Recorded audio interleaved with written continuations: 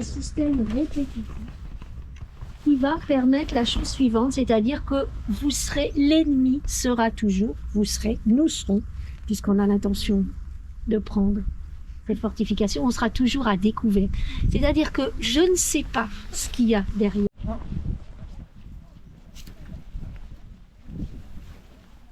Qui fait face à un autre mur de courtine, mais celui-ci sera arrondi.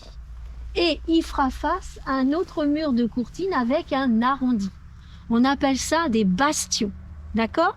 Mur de courtine, un bastion à droite qui va faire face à un autre bastion. Et vous voyez dans ce mur-là, qu'est-ce que vous remarquez en face, là-bas? Qu'est-ce qu'il y a? De quoi tirer? Vous voyez qu'il y a des ouvertures dans la muraille. Et bien tout simplement, on va avoir ici 1, 2, 3. Et on le verra tout à l'heure de l'autre côté. 1, 2, 3. 3 pièces d'artillerie qui vont venir faire un tir croisé. Parce que vous allez voir tout à l'heure que ce fameux mur de courtine, c'est pas un mur de courtine tout à fait habitué. D'accord? On va se déplacer là-bas et on va en fait contourner ce qu'on appelle la demi-lune. Alors la demi-lune, quand on regarde sur le plan, ce sont ces fameux triangles, pointes tendues vers l'extérieur et qui sont parcourus bien évidemment de, de fossés. Il est totalement possible d'en faire le tour et qui permettent bien d'avoir une position avancée sur l'ennemi.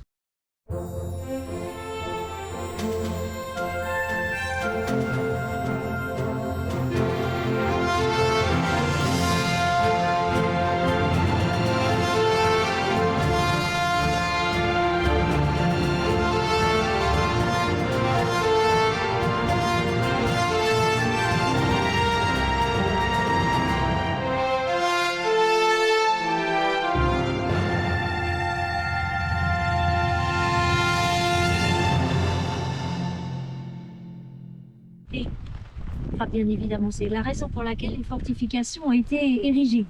Tout simplement, ce qui se passe, c'est qu'en 1627, on va avoir un combat entre le gouverneur de Toiras et Buckingham. Donc, en l'occurrence, si vous avez la porte de Toiras qui porte ce nom, c'est le nom du gouverneur, effectivement, qui était sur l'île de Ré. Ce qui va se passer, c'est qu'à cette période-là, on va avoir deux protagonistes. Toiras qui va vouloir défendre bien évidemment l'île de Ré. Et le deuxième protagoniste, c'est Buckingham, qui est l'anglais, qui lui veut envahir l'île de Ré. Donc deux combats, on va avoir pratiquement 3 mois, non pas de combat, mais on va dire que le siège va durer pratiquement 3 mois. Et ce qui va se passer, c'est la chose suivante. Je reprends ma carte. On a à Saint-Martin-de-Ré une église qu'on appelle également le Grand Fort. C'est-à-dire qu'on a en fait une tour avec un chemin de ronde qui permet d'avoir une vue à 360 sur l'île de Ré. C'est très très important parce qu'on va voir tout ce qui se passe dans le perche, tout ce qui se passe au-delà et tout autour. Donc c'est vraiment un site névralgique. Et donc Toiras, donc lui, il est à Saint-Martin. Ce que voudrait Buckingham, lui, c'est s'emparer donc de ce site névralgique. Ce qu'il va faire, c'est qu'il va débarquer à Sablon-Sous. Il va débarquer par la terre et il va arriver comme ceci en direction, passer par la flotte, on va dire, c'est-à-dire par la côte nord. Il arrive par la côte sud et il va en fait chercher querelle par la côte nord.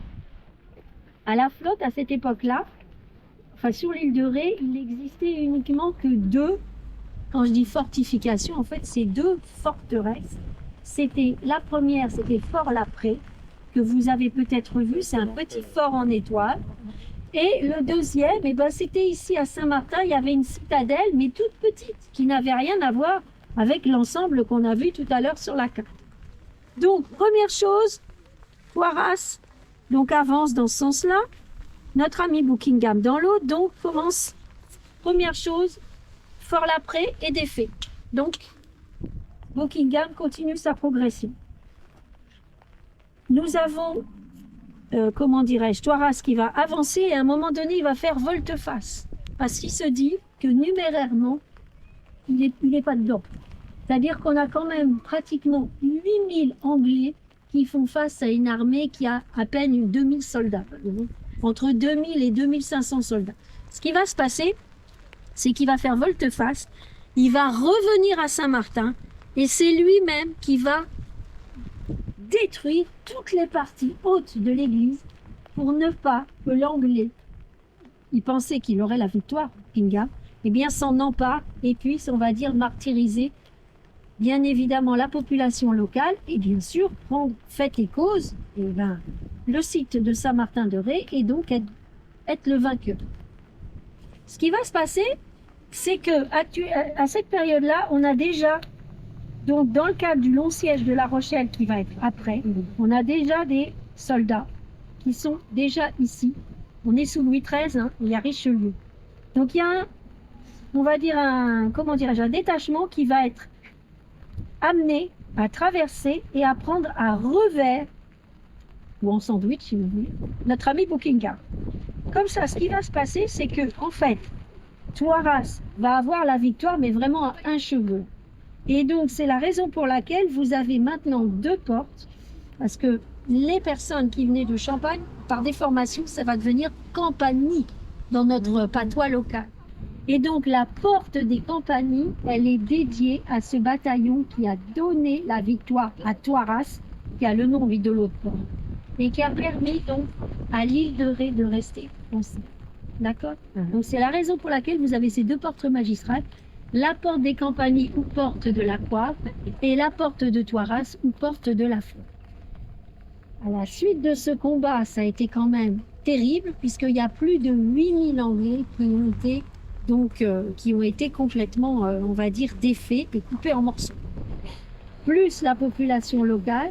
Donc, 70 ans plus tard, quand Louis XIV, c'était pas d'hier, hein, ça s'est pas fait en un jour, il a été question justement de défendre les îles, donc ce qu'on appelle les îles du Ponant, donc les îles qui sont tout autour de l'estuaire de la Charente, avec la construction de notre arsenal fait par Paul Bert en 1667. Donc voyez-vous, la conséquence d'un combat a permis, on va dire, de défendre et de pratiquer